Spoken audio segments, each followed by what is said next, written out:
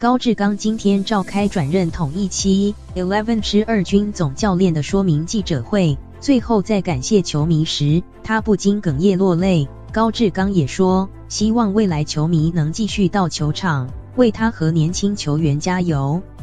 高志刚在记者会中表示，选手在高强度环境竞争之下，常常会有挫折感，找不到方向的时候，若身边有人可以来鼓励支持，一定会更有动力往前走。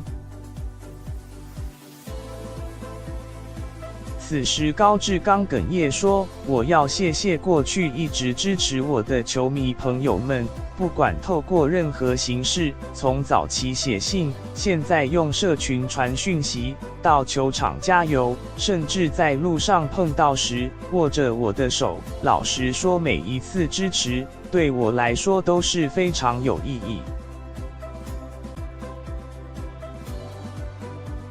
高志刚也指出，以后没办法在球场上继续当选手，表现给球迷看，还是会感到不舍。但我知道年轻小朋友需要舞台和机会来表现自己，所以我愿意用不同身份，让这个舞台上有更好的表现。不管是谁在球场上有好表现，我都会替他开心。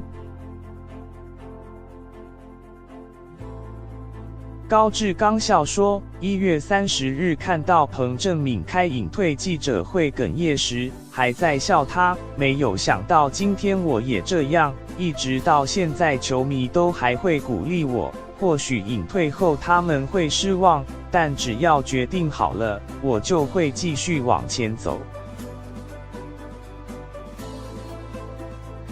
即使现在高挂球鞋，转任二军总教练，高志刚还是希望球迷能为他和年轻球员加油。他说，希望可以在球场上看到球迷的身影，不管是来为谁加油，这个画面我会永远记在脑袋里，不会被磨灭掉。